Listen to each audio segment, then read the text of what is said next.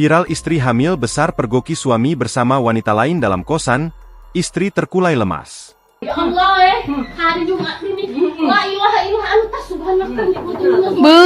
Kacau ya Allah, tolong ya Allah. Allah ya Tuhanku nak. Tengah viral di media sosial seorang istri sah tengah hamil besar di Palembang pergoki suami bersama wanita lain di dalam kamar.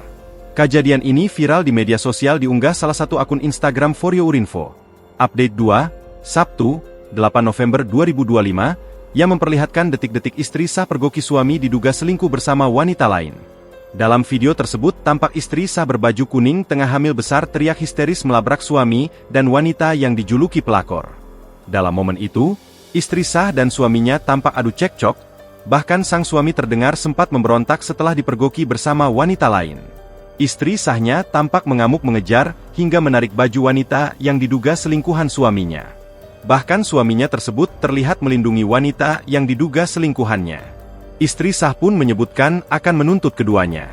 Aksi ini sontak menyita perhatian publik. Hingga berita ini diterbitkan Tribun Sumsel masih mencari informasi selengkapnya. Download Tribun X sekarang. Menghadirkan lokal menjadi Indonesia.